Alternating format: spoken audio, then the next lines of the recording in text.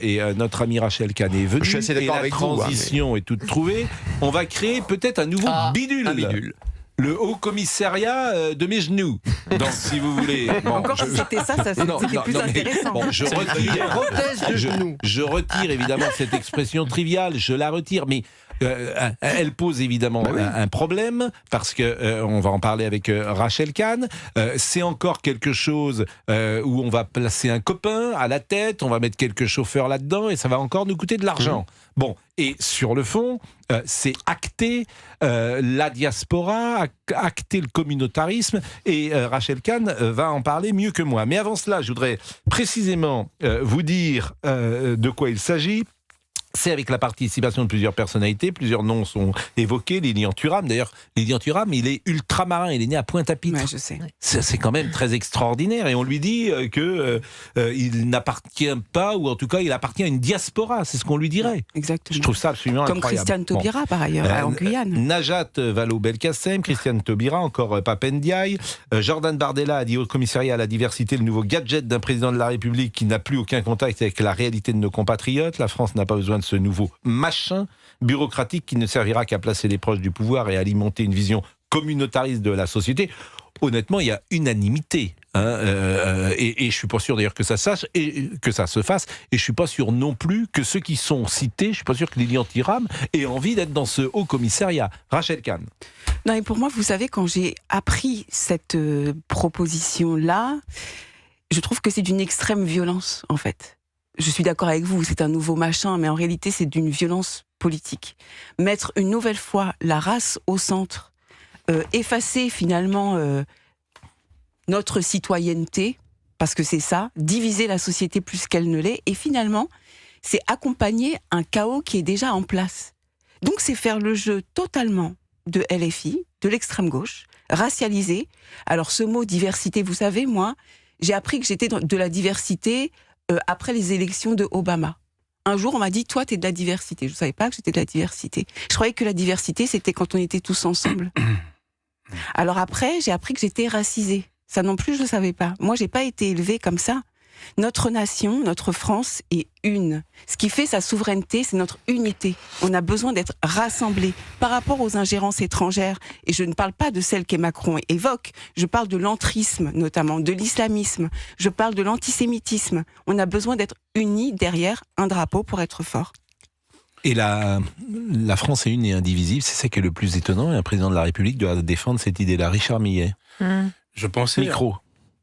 Je pensais, vous qui aimez la chanson passionnément et qui l'avez montré récemment, je pensais à ce qu'on appelle la chanson française des années 60. Par qui a-t-elle faite ? Aznavour. D'un grec, un arménien, deux juifs, Jean Ferrat, Gainsbourg, etc., etc. Dalida, une italo-égyptienne, vous voyez. Claude François, qui était né à Alexandrie. Ces gens-là n'excipaient pas de leur origine, ils voulaient être français, ils chantaient en français. Ça ne posait pas de problème, ça rassemblait. Vous disiez vous-même qu'il n'y a plus aujourd'hui de chansons qui rassemblent un peu le peuple. Voilà. C'est-à-dire qu'on ne chante plus ensemble. C'est Hervé Villard qui me disait ça après le spectacle de Barbelivien. Il me disait dans les années 70, Michel Thors et Jérôme, etc., on chantait tous ensemble et les gens chantaient ensemble. Et la chanson, c'est ce qui cimente les êtres. Et aujourd'hui, chacun est dans ses chapelles. Alors c'est vrai qu'il y a une multiplication des canaux aussi qui a changé quand même. La multiplication des diffusions. Avant, il n'y avait qu'une chaîne. Mais terminé, Rachel. Ben, vous allez, on marque une pause. Vous restez avec nous. Je sais que vous devez partir à 17h. Vous restez avec nous. Et parce que votre parole est évidemment extrêmement intéressante. Lettre ouverte au président de la République de la part d'une Française. C'est une tribune que vous avez publiée dans Le Point, je crois. Dans Le Point, oui. La France ne s'est pas construite sur la reconnaissance des différences, mais sur leur dépassement, sur la méritocratie exigeante, imparfaite, mais émancipatrice, celle qui ne garantit ni le droit à la paresse, ni la rente victimaire. Et c'est vrai que l'histoire de France, c'est la centralisation à marche forcée, avec parfois des laissés pour compte sur le bas de la route. C'est-à-dire que tu imposais aux Bretons de ne plus parler breton. Exactement. Ne parlez pas. Voilà. Non mais si, c'est vrai. Il a rasé les langues et les breton, bien sûr. À marche forcée. L'État centralisateur, bien sûr. Il giflait quand il parlait breton. Oui, mais il était en Savoie. Non, mon père était breton. Non. Ah bon? Oui, ma mère est savoyarde, voilà. Ah oui, il se faisait... Mais votre père, il était de quelle année? 54. Ah oui, alors ça c'est quand même étonnant. Ouais. Parce que c'est mon âge. Oui, parce que c'est ça Si, c'était je me vrai souviens là. très bien, il me l'avait Mais il raconté. parlait Ouais. breton, votre père? Un petit peu. Et il était né où? À Lorient. Et Dans on- le Morbihan, à Lorient. Mais il n'était pas dans une école. Après, il y a eu l'école Diwan qui mais c'est a. autre chose. qui a Non, mais fait- il parlait ouais. un peu malheureusement entre copains, etc. Et quand il le faisait, sa mère lui mettait des gifles. Sa mère? Ouais, je me souviens très bien. Tout Ouais, à fait. ça c'est intéressant. Il est 16h45, mais ça rejoint l'anecdote souvent des familles polonaises ou italiennes, où on interdisait aux enfants de parler Bien italien ou polonais. Il fallait qu'ils, non pas s'intègrent, qu'ils s'assimilent. On choisissait des prénoms français. Bah, et- Bien sûr. Oui. Et qui a supprimé cette loi d'ailleurs? Mais je veux Madame bien- Guigou. Je veux bien qu'on aille sur les prénoms, les amis, mais Ah non, c'est un sujet purement factuel. inflammable. Non, mais c'est Mais factuel, ça, c'est factuel, la il loi choisit n'est des pas prénoms de ça. français. C'est un sujet On peut rien. inflammable. Moi, j'ai connu, par exemple, et il en parlait très bien, Vicente Lizarazu. Quand il est né, et il a à l'état civil, il s'appelle Vincent, parce qu'en 72, on n'acceptait pas le prénom Vicente, et on l'a accepté après. Et en même temps, je trouve que c'est bien de garder cette comment dire, particularisme. Il s'appelait Vincent. Bien sûr, il s'appelait Vincent, parce que l'État français ne reconnaissait pas le prénom Vicente. Et Vicente, qui est un prénom basque, aujourd'hui, tu as le droit d'appeler tes enfants Vicente. Bon, c'est pour ça qu'il faut...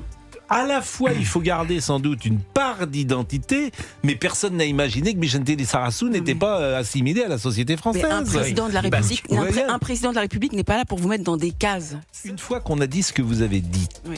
quelle est la motivation de Emmanuel Macron? Ah, moi, je pense que c'est une nouvelle trahison et qui appelle une nouvelle fois un clientélisme. Moi, j'ai écrit cette tribune parce que j'ai été engagée pendant la campagne d'Emmanuel Macron. Ça me fait pas plaisir de dire du mal de lui. Mais c'est vrai qu'à un moment donné, et notamment avec le 7 octobre, le fait qu'il n'ait pas marché, je l'ai pris comme une trahison, donc j'ai commencé à prendre la parole. Et là, c'est une nouvelle trahison par rapport à la couleur de la peau des gens. Et sa motivation, en fait, c'est d'être dans le sillon de LFI et de l'extrême gauche. Il a vu à quel point ça faisait du bruit. Il a vu qu'une partie de la population, qui est vraiment très minoritaire, a une haine de la France, une rancœur de la France. Et en réalité, c'est consacré par un haut ministère. Pour moi, je le prends comme ça. Hein, le ministère des gens qui n'aiment pas la France. Voilà. J'imagine que c'est pas son ambition. Il y a toujours une Plaisanter. motivation quand même derrière. Être au centre du jeu.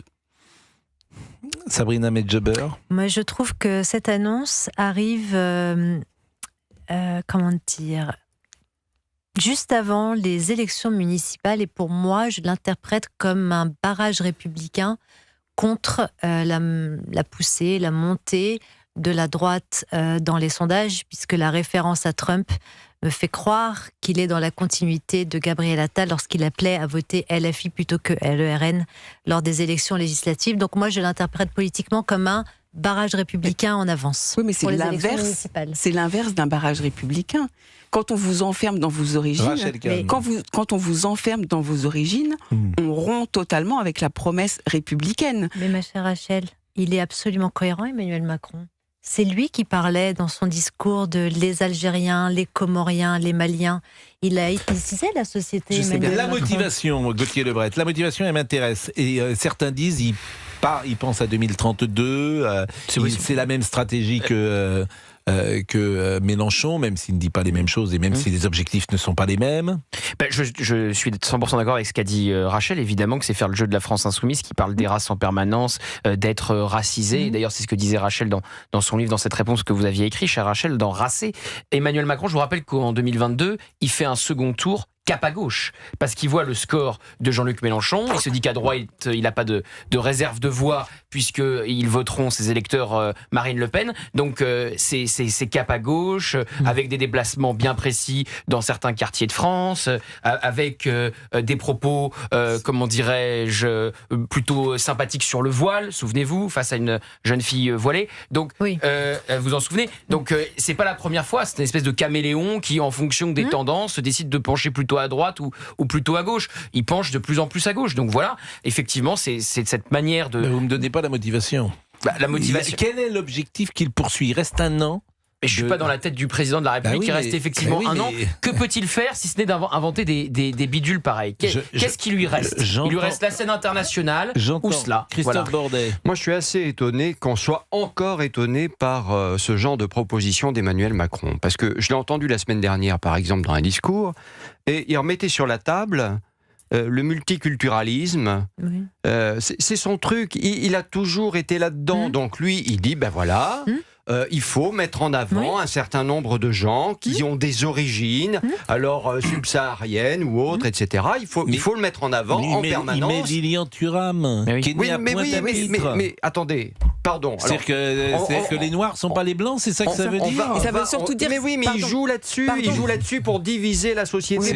Parce que ça l'arrange de diviser la société. Oui, mais ça veut dire c'est ça surtout... le sujet. Mais pourquoi ça l'arrange? Ça l'arrange parce que ça permet justement à certains partis politiques, et notamment à gauche, eh bien, de pouvoir converger ensemble, des votes, etc. Et on sent bien aujourd'hui que Macron... Pardon, s'il avait été à droite, en fait, ce qu'il dit, par exemple, prenons l'exemple de Pointe-à-Pitre. Ce qu'il dit aux Antillais, c'est vous êtes maltraités dans la société française depuis toujours. C'est ça pour vous. Et c'est ce qu'il leur dit. Et c'est ce que disent. Et c'est ce que disent aujourd'hui. Les Blancs ont maltraité les Noirs. C'est ça le sous-texte. C'est ce que disent aujourd'hui beaucoup d'Antillais aussi, figurez-vous. Les Blancs, voilà. Oui, mais et donc il tient exactement le même discours. Oui, mais c'est autre chose aussi. Et c'est pas que je suis étonnée, c'est que ça me fait mal en tant que Française. Ça me fait mal. Et en fait, ça veut dire aussi que tous les Noirs et les Arabes doivent penser de la même manière. Voilà. Et c'est ça le problème. C'est-à-dire qu'en fait, c'est une atteinte à notre démocratie. Enfin, il dit aussi... C'est aussi une assignation identitaire. Bien sûr. Il dit aussi quand même que c'est un travail dans le cadre du vivre ensemble. Ouais, alors... Est-ce que le vivre ensemble, ça fonctionne? Ça s'écrit comment déjà, le vivre ensemble? Avec un trait d'union. C'est quoi le vivre ensemble et est-ce que ça fonctionne? Est-ce que par exemple, moi, j'ai envie de vivre avec mon voisin qui n'a pas forcément la même culture que moi, par exemple?